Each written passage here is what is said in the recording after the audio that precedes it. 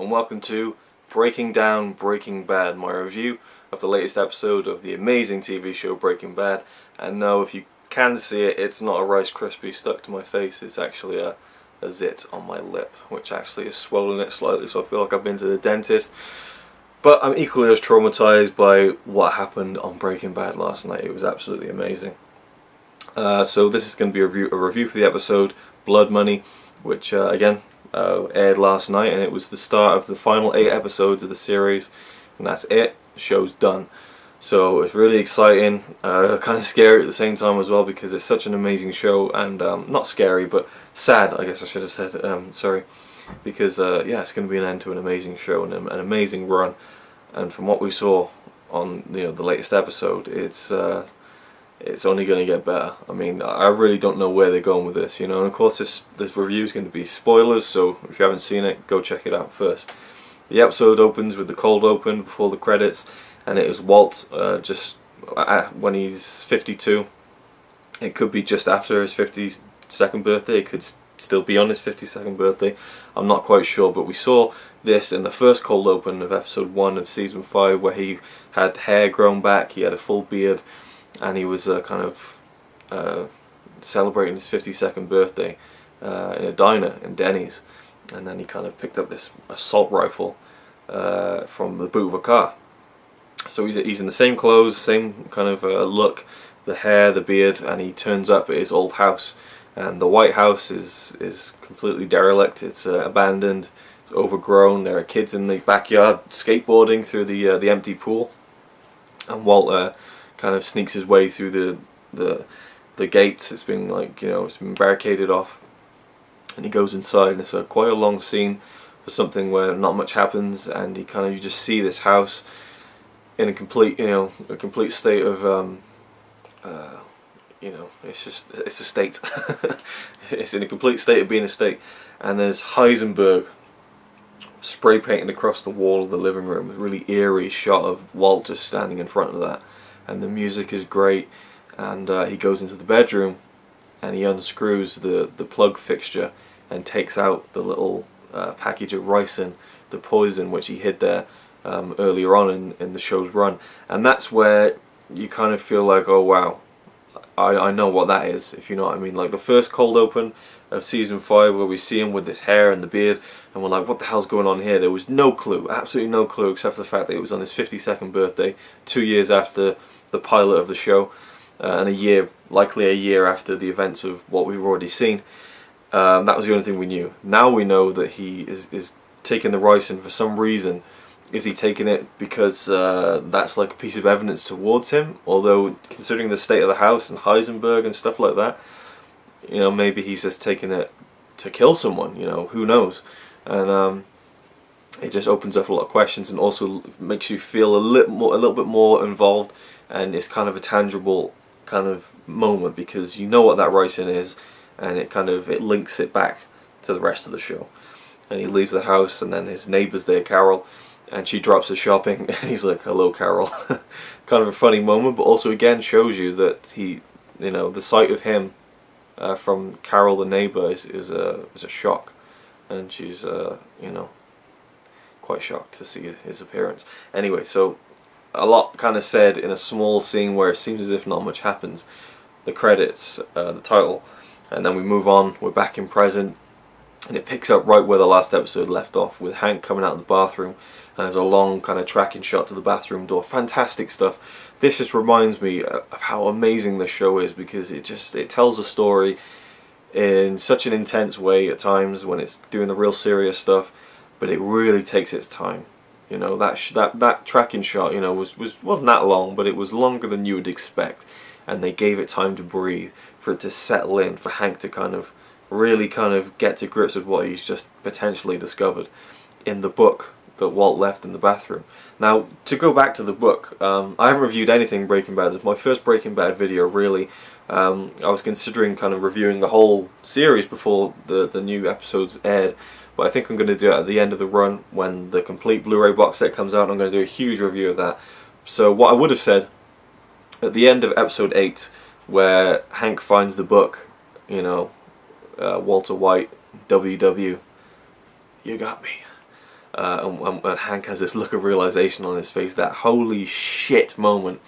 I was thinking, you know, okay, Walt is such a kind of systematic guy. He, you know, obviously at times he's really fucked up, but he, you know, he thinks about everything. You know, he's not an idiot. And I thought, why would he leave that book there? You know, with family over, just in general, why would he leave that there? And my theory was that he'd actually left it there because he wanted Hank to find it, because he wasn't satisfied to finish all of his meth business and then just live the rest of his life.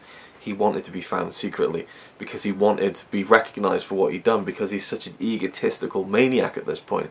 But from this episode, it seems that it was a mistake on his part, as far as we know, and I think that is it. You know, that'll be left like that, which isn't disappointing, but I was probably thinking a bit too far into it anyway.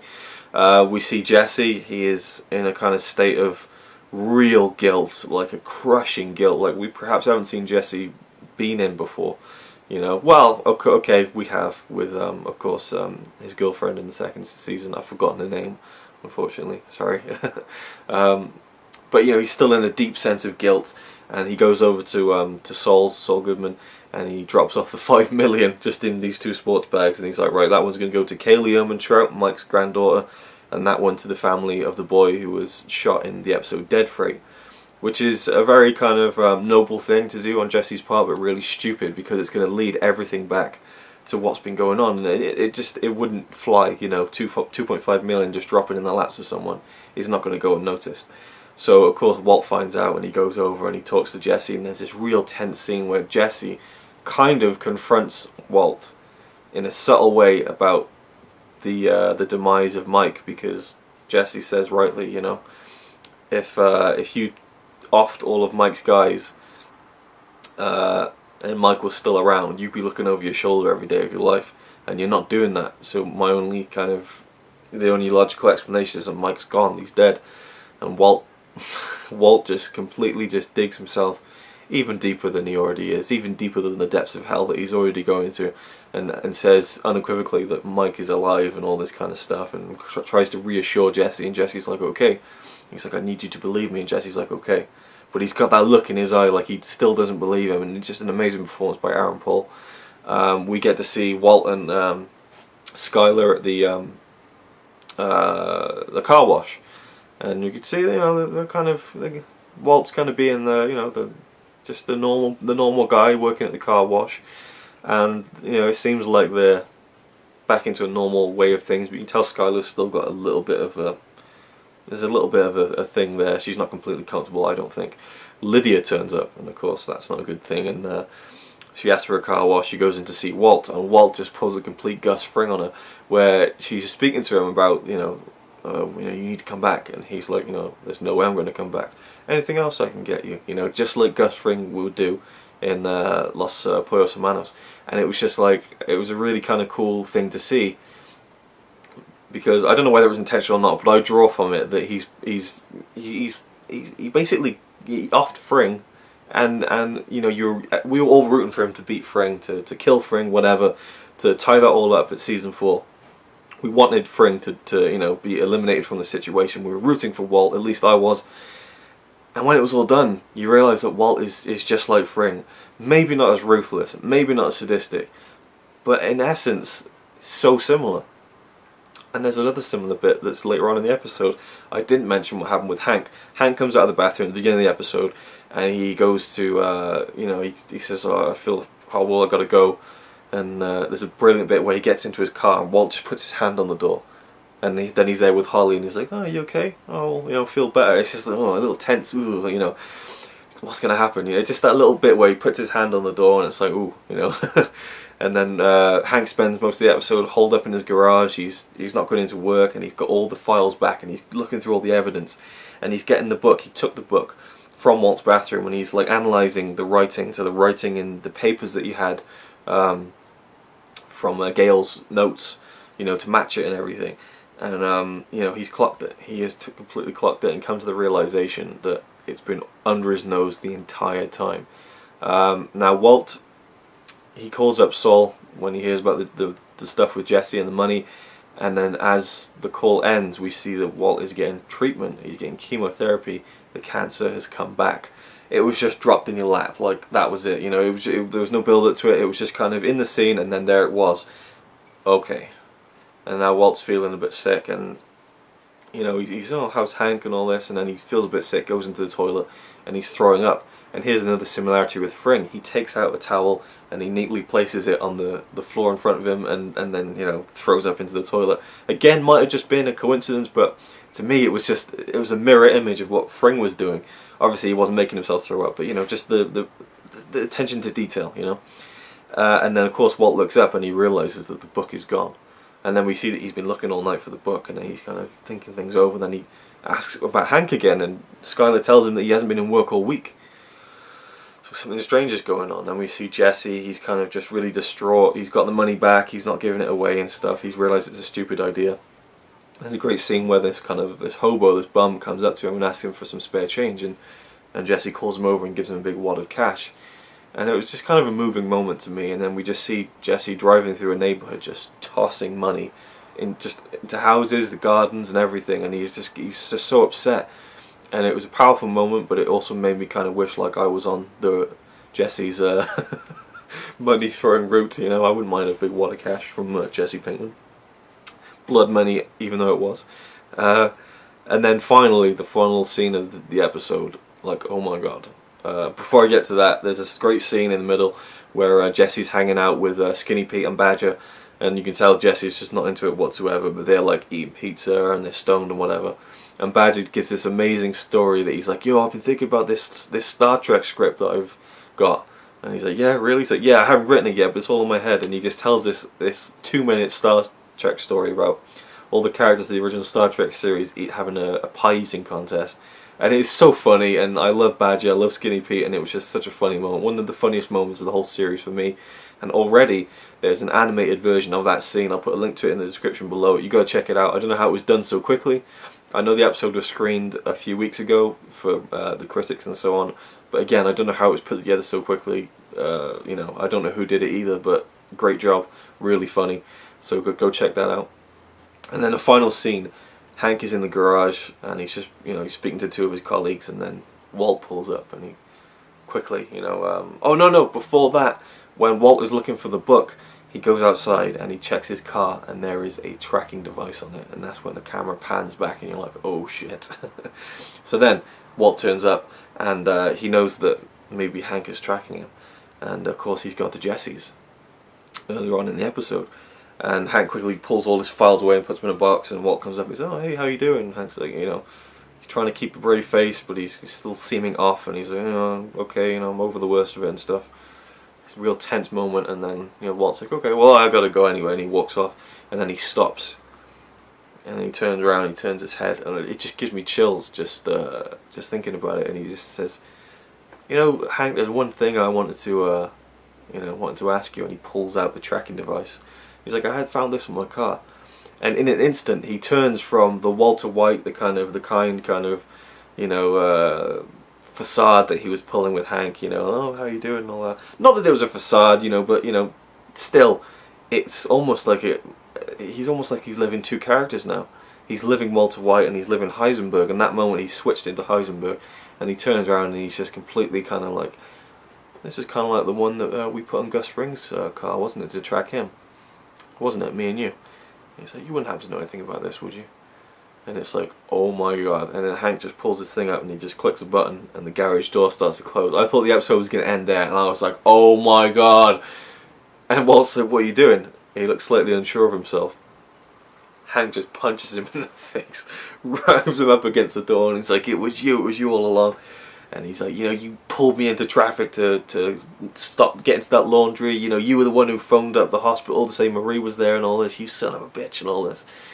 And he says he's going to put him down and all that. And it's this great scene. And Hank, you know, he's got some hair growing in on his chin. And it's like, it's not stubble. It's like sticking out. A bit like mine, actually. Just like bum fluff. And just like, he just looks like he's been up all week. Just seething over it. And just absolutely consumed by this hard, solid, horrible truth that it was under his nose the whole time.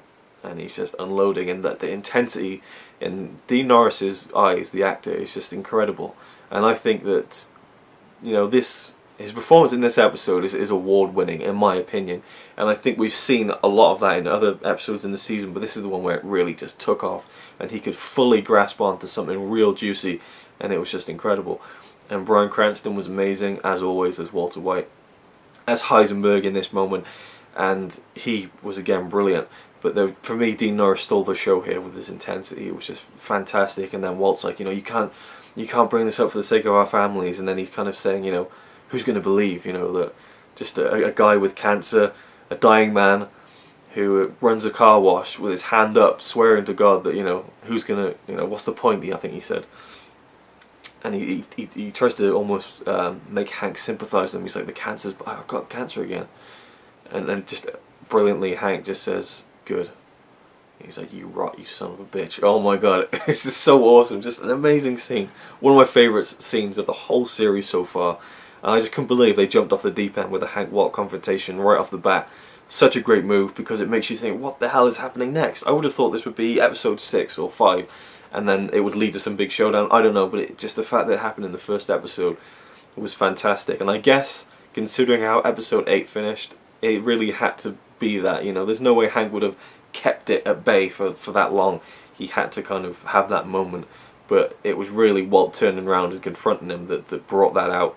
And they both knew, I think, at that moment. And then when it all came out with the punch and just the confrontation, it was amazing. And then it ends with Hank saying, I'm going to call Skylar and the kids and get them over here, and then we'll talk. And Walt just, again, he is Heisenberg in that moment, but he just turns it completely on, and he's like, that's not going to happen.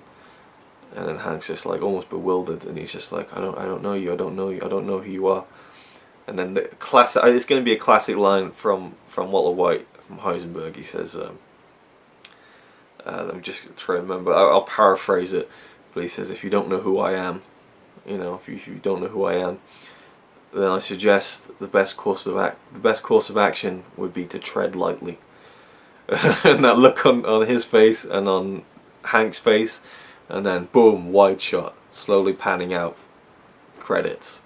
Oh, amazing episode, absolutely amazing. It had funny moments, it had really deep, you know, just kind of intense moments. It carried on from where it left off. It just, the intensity was still there, and it just felt like the show had never skipped a beat. Absolutely fantastic. You wouldn't have thought that they had a year off between those 2 episodes. Absolutely brilliant. Cannot wait for next week. This has been a really long one, but I hope any of you Breaking Bad fans out there enjoy this. If you're a new viewer, you haven't seen my videos before, go check out my fan video, Heisenberg Rises. I'll leave a link to that in the description below as well. It's essentially a trailer for these new final 8 episodes with a kind of it's basically a Dark Knight Rises theme, you know. Anyway, you'll see it if you haven't seen it, and if you have seen it, then you've seen it, and okay. Thanks for watching, and I'll see you next week if you feel like sticking around. Yeah, he's really cool, but he's not quite as cool as you, 'cause